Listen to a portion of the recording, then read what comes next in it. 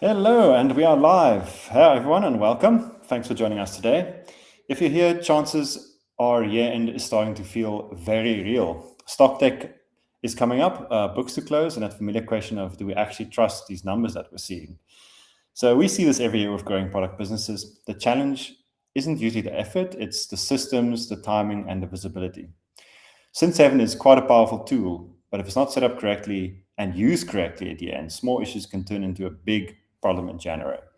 So today's session is about cutting through that. We'll walk through how to prepare your warehouse, your Cin7 setup, and your financials so you can close the year clearly without firefighting or forensic accounting. We're going to leave time for Q&A at the end, as usual, so feel free to drop questions in the chat as we go. So let's get started. We're going to say hello to our speakers today. Christo and Jaco, welcome. Awesome. Hello. Thank you, Jaco. Glad to be here. All right. Cool. I'm going to give over Likewise. to you guys now, and then we can start the presentation. Great. Oh yeah, thanks, Haiku. So Jaco and I will chat about the inventory counts and year-end prep. It's always something that you need to consider, plan for, and make sure that you understand exactly how it works, and the influence it can have on your accuracy of your inventory as well as your financials. Our agenda is going to be for system hygiene is going to be the first agenda point, then the actual counts, the design and communication around the counts, financials, and then we're going to move over to the Q&A. All right. Okay, let's kick off. System hygiene. A clean system is the start of everything, for year-end prep as well as inventory counts. So this is for both.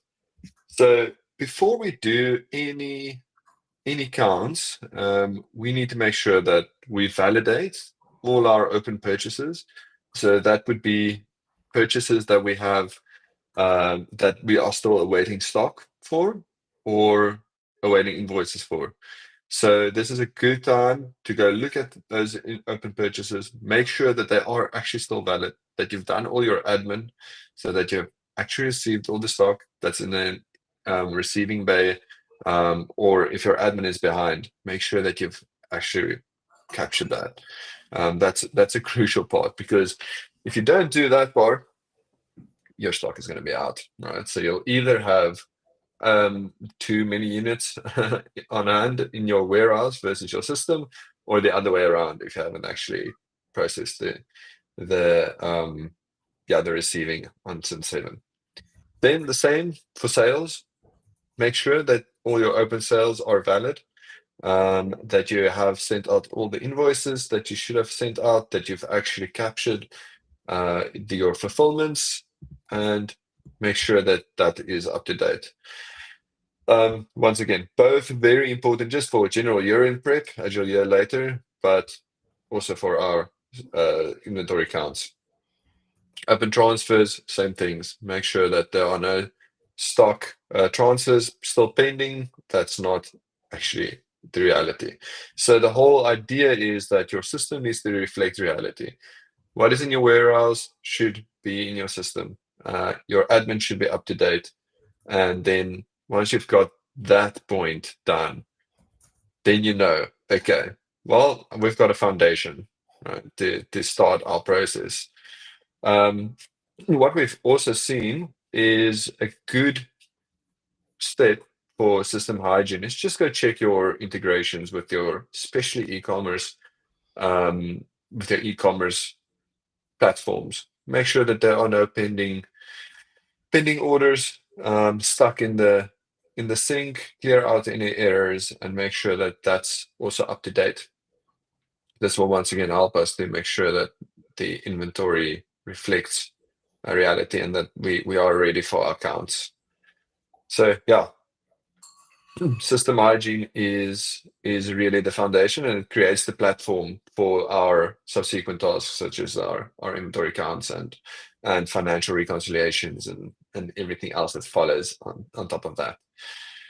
Okay, so then once we have our system hygiene sorted out, we will go on to the next step, which is the actual inventory count. So why do we do our inventory counts? Well, it's just to make sure that we've got accurate financials and that our operations is accurate, right?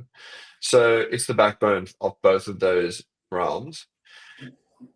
We need to know what is in there for any for any financial statements we want to do, but also just to make sure that we start the new year with accurate counts and we know what's in our warehouses and retail stores or at our co-manufacturers or at our 3PLs.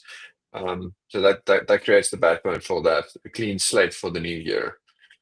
The ideal is to count everything on your end, right? That's the ideal scenario. Shut down operations, do a full count, and we know exactly what's in our warehouses and in our system, matches, everything is perfect.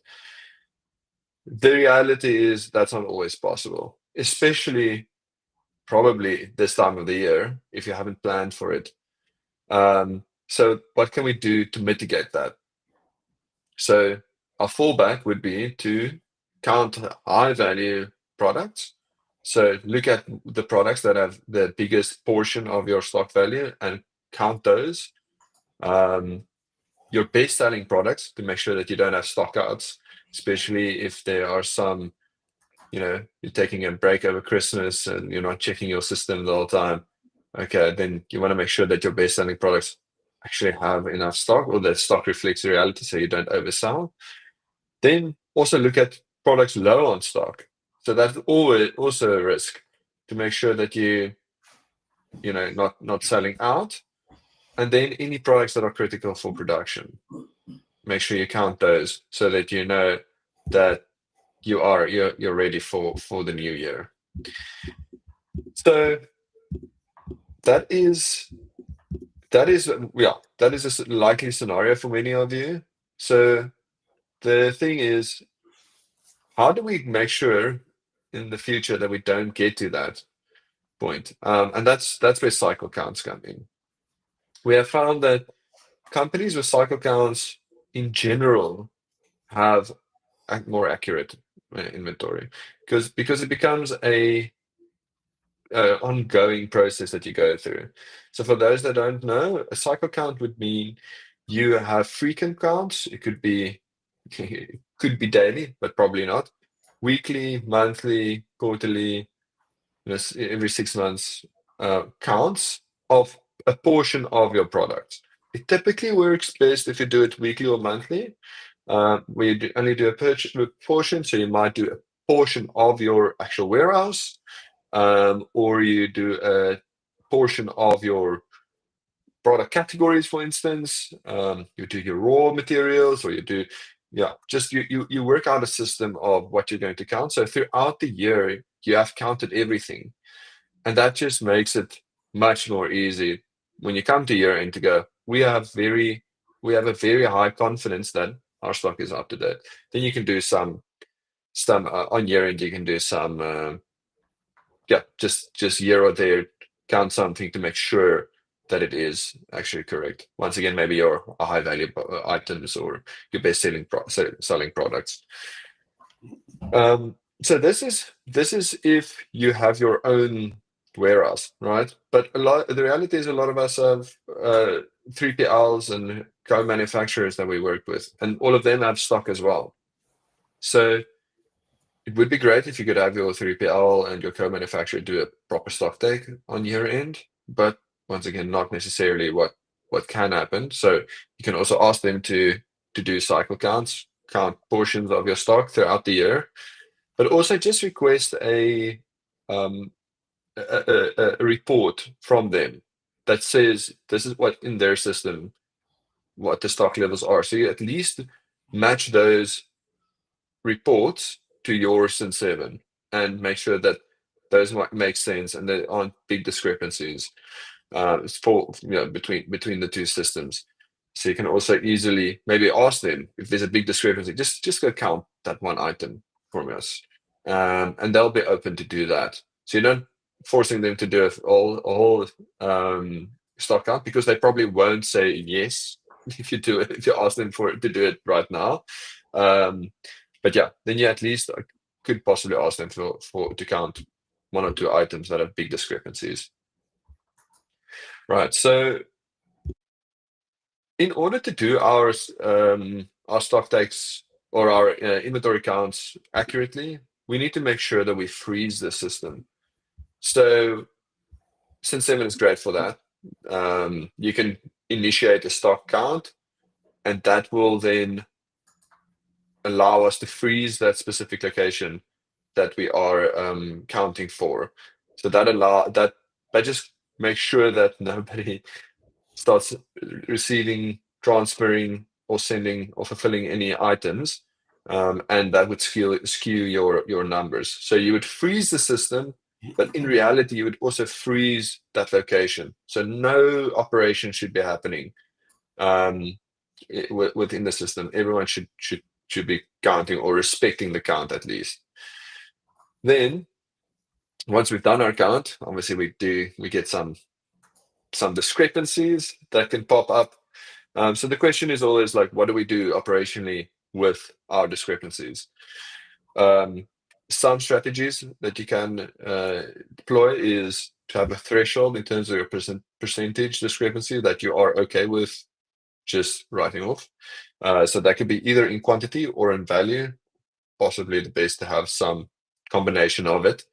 And then make sure that you investigate all items that fall outside of those thresholds.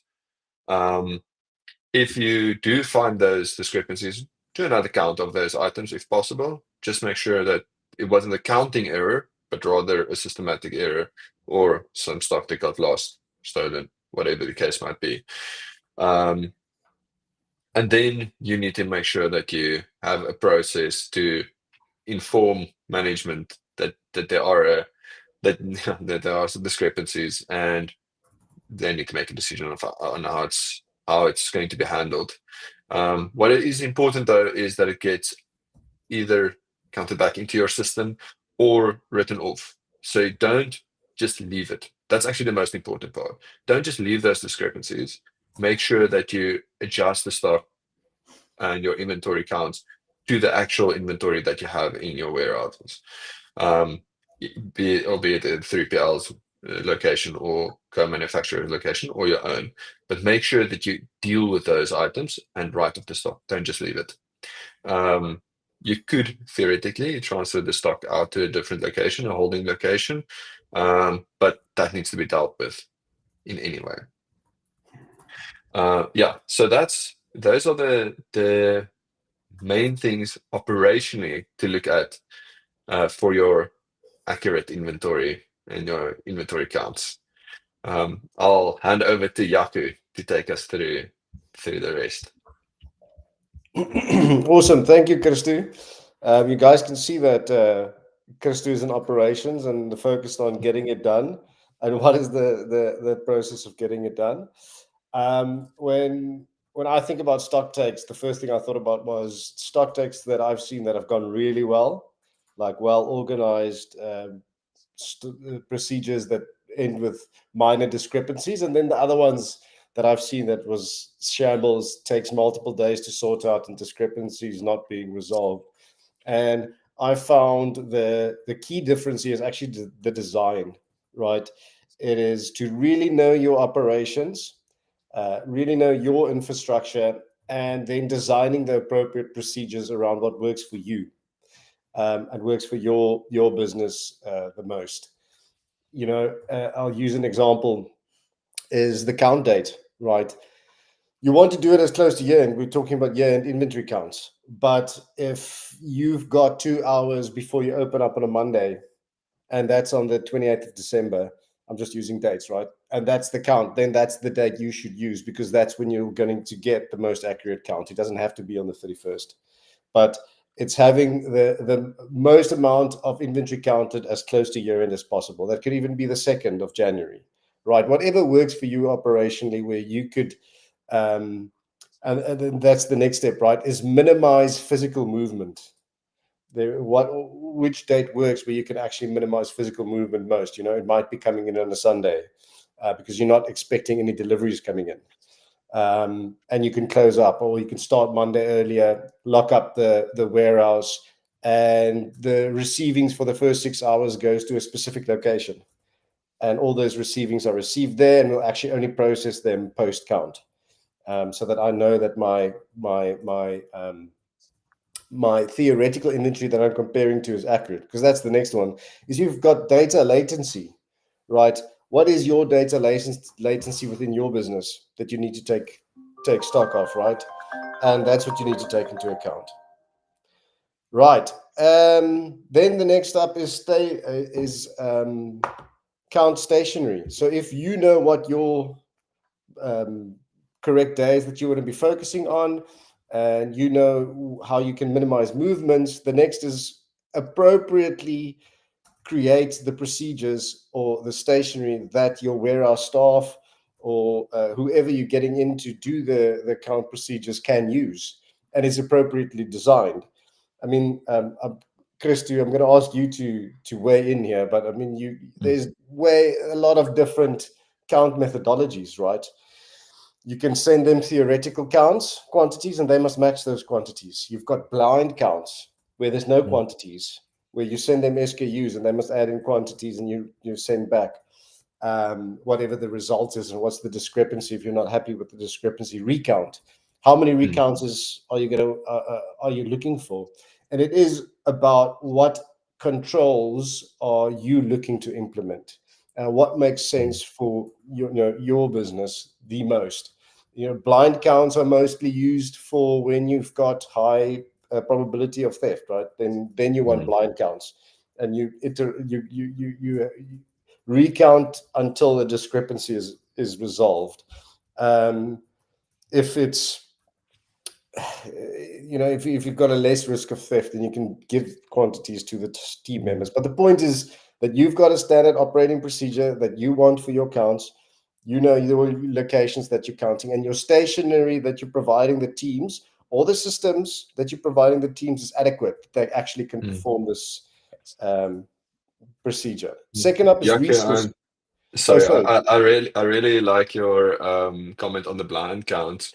What I've seen in the past is companies actually using a combination of the two, right? So for some items, especially high value items or items that are prone to theft, they do the blind counts, but the rest not. So it might not be items that are easy to really steal, or that you would, it doesn't really have value to just a random person. So for that, it's better to just send the quantities. But then for specific items that are more, let's say, consumer products, or finished products, high value items, maybe smaller even, do the blind counts. 100%. Then next up is resourcing. Make sure your count is adequately resourced. Are you requiring 2 team members to sign off, one counting, one documenting? Does 2 team members need to sign off a discrepancy? Like, if there's a discrepancy, what is your recount procedure? Does that, if you end up with a variance, do you want that to be signed off by a manager?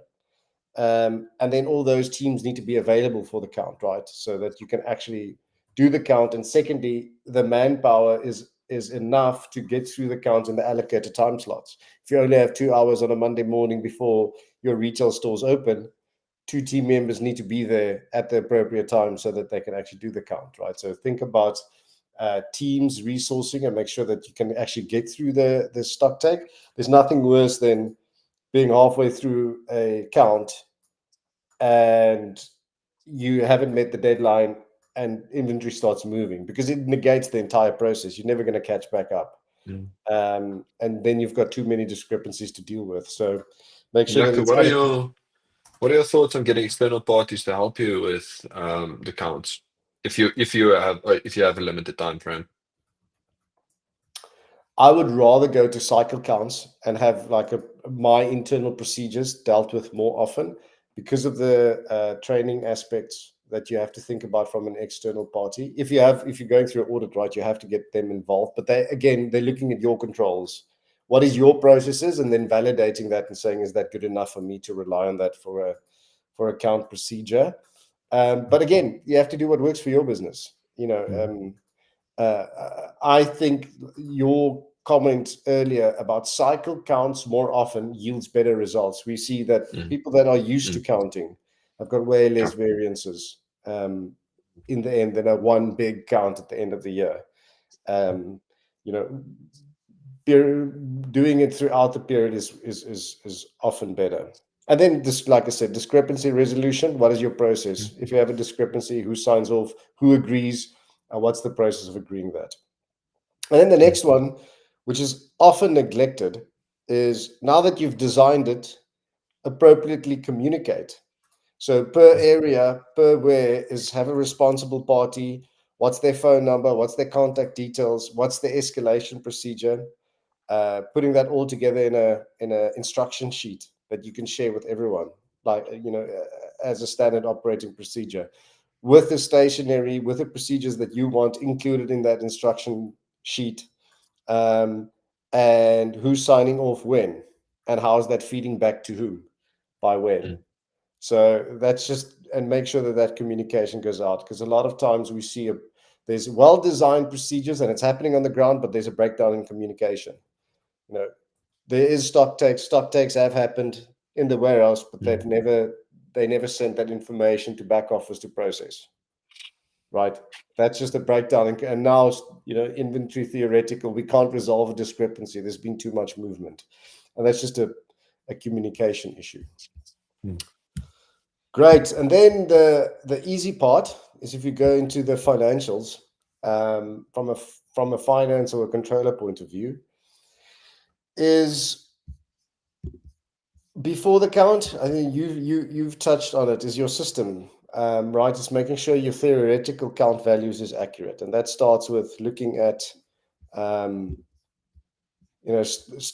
would say start a few days at least before month end, run your syncs between your systems, do an audit on your month to date data, comparing sales, cost of goods sold, purchases, and inventory accounts across point of sales, online sales, your inventory management systems, and your accounting systems.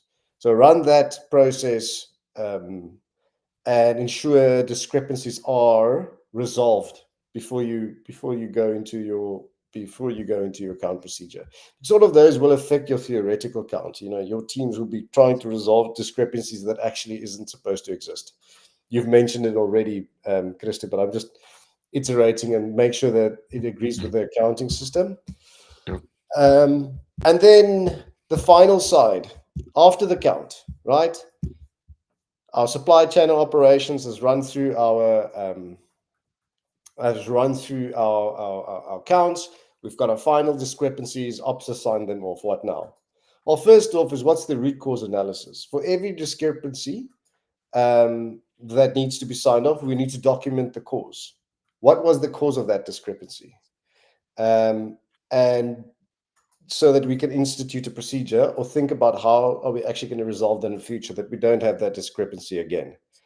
It's an internal control, and we need to tighten up every time we see a discrepancy. Then we say review the final adjustments. Is there any queries on those final adjustments? We've seen stock adjustments with incorrect commas assigned that results in billions of dollars of adjustments, and then it was just a comma that was incorrect on a measurement, right? So review the final adjustments and whether that also makes sense. Prepare your journal entries then. Are we writing up stock? Are we writing off stock? And where that goes, get approval for the journal entries from your CFO or your CEO to process it. Process the journal entries, and then lastly, review what you've done. Again, so many times you've done something, you've processed the journal entry and never look at the result, and then realize a week later it was actually past the incorrect. The net result, the end result was actually not what you anticipated. So just review what you've done. And that's luckily, from a finance point of view. Cin7 Core is actually great for that, because it shows you the effect of the financial effect of your transaction. You can actually check the journal that it's going to post. That helps, right? Because if your total stock is, for instance, 1 $1 million, and 999,000 gets written off because of a comma issue, like you mentioned, or you're adding another million uh, for some reason. You can quite easily spot it there. So the financial value of the stock count journal can tell you a lot if you made a mistake or not. No, that's a good shout out, Christo. Have a look at that. If you're using Cin7 Core, have a look at that financial impact, and then you can follow the journal through. Make sure that it's synced correctly into the correct period. Awesome. So let's recap. I think the number one takeaway. Let's start with systems cleanliness and planning. I think we both mentioned it. Ensure your system is clean and that you have done proper planning. Make sure your theoretical values are accurate as soon as possible, and that's a process that has to happen pre-inventory count. 2 weeks before the so that you can resolve your discrepancies. Plan your count. Make sure that you know what the procedures are going to be. Who's responsible where. Tactical stock counting strategy, like you mentioned, prioritize high value or critical items if you can't do all your counts. But yeah, I'm a fan of ongoing cycle counts personally. Agreed. And then controlled counting procedures. Freezing physical inventory is the most difficult part, right? And making sure that there isn't anything that needs to happen, and finding that space, build that space for yourself. You need to make that happen as a business, because movements during counts is impossible to resolve discrepancies once stock starts moving again. The discrepancy resolution, again, it comes down to procedure. It's the same with what is your payments process internally. Who loads a payment, who approves the payment, and where's that done? It's the same for discrepancy resolution. If you find a discrepancy, what is the process of resolving it, and who approves it in the end if it is a variance that you want to adjust? And then, as you said, the financial reconciliation. Make sure we do our pre-count audit in our financial systems, and make sure that the journal entries, the net result of our count, is processed accurately in our finances. Great. Awesome. Thanks, Is there anything Tucker. you want to add, Christine? No, I think we covered it. Are you amped to go do a count right now? Yeah, for sure. Well, I mean, I do counts every week, right?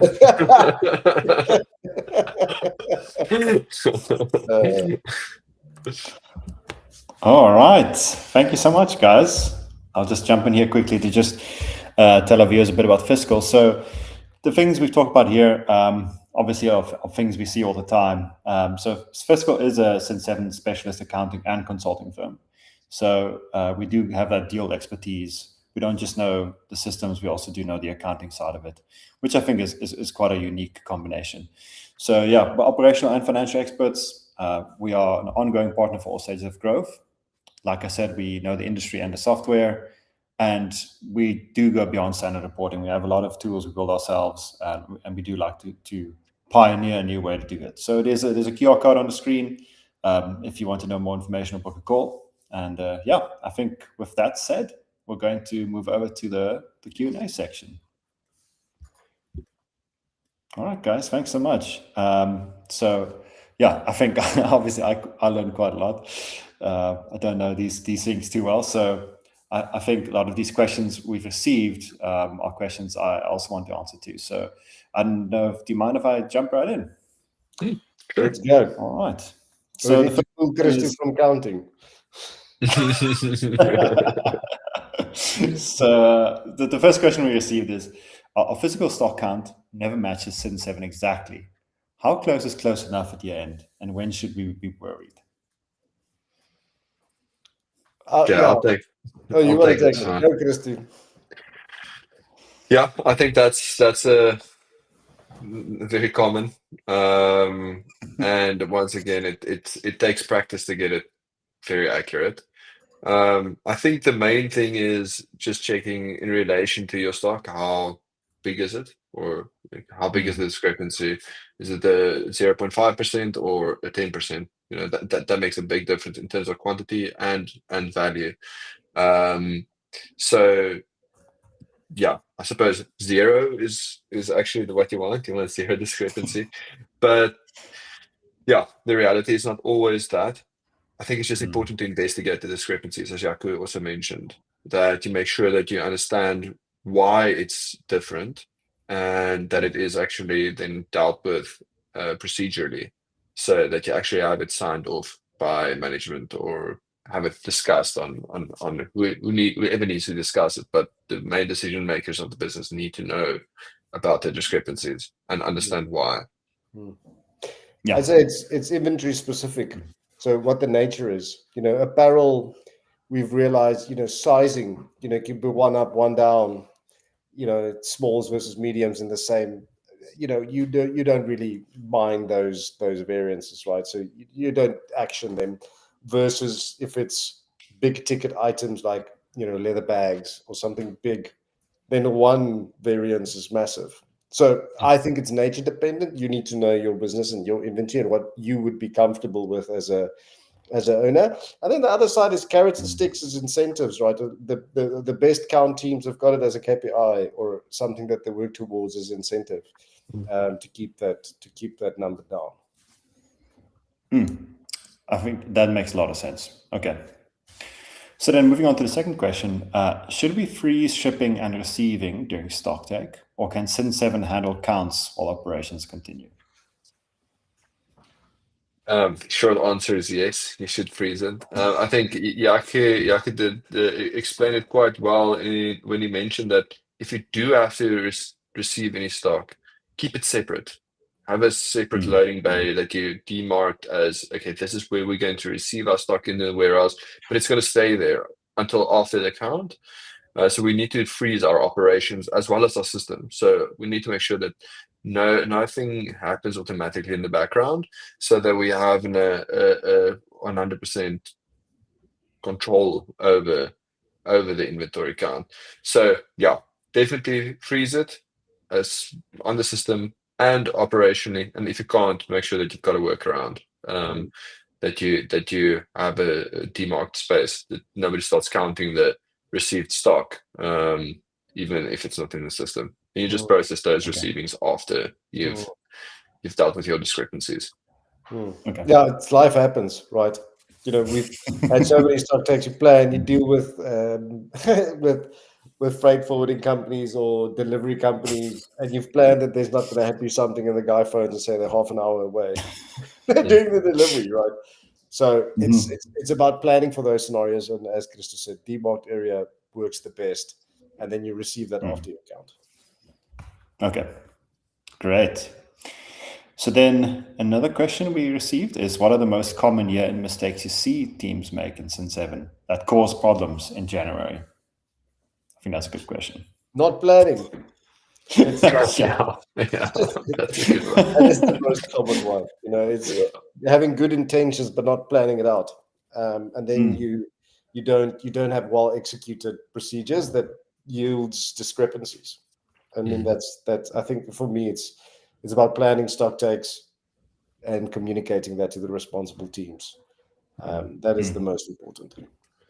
I also believe that I'm a firm believer of just having good hygiene in your system. So bringing an open PO from the previous year that's still open, or something that you haven't dealt with even in a previous period, to bring that over again and again, just it makes your life more difficult. So make sure that your system reflects the reality, and that you do a bit of maintenance on your especially purchases. That's where I see the most issues. Okay. And sales also, but purchases. Yeah. Okay.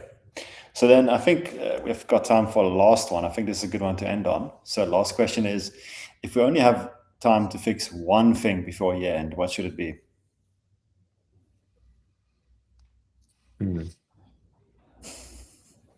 Fix one thing. If you don't do cycle counts, just start doing it now. Like if you can't, just do a little bit. Just start it now. do 5 products a week. If that's, I don't know, just start small and do it, because it's about creating that habit. So yeah, that's possibly would be my advice. Okay. Anything to add, Jaco? No, I'm just thinking it's impossible to think about one thing because Yeah. business are 100 things, small things that's done well, right? So I struggle to identify one thing, but making counts a habit is probably a good one. So I'll go with Christo on this one. Cool. I think that's good advice. Okay, great. And then I just want to thank you for speaking and presenting. I think this has been really informational, and if this is going to be live on our YouTube afterwards for viewing. So if anyone has any more questions, feel free to pop us a message. You can send us a mail. You can book a call on our website. Yeah, thanks so much, and we'll see you in a future webinar. Thank you. Thanks, Jaco. Thanks, Chris.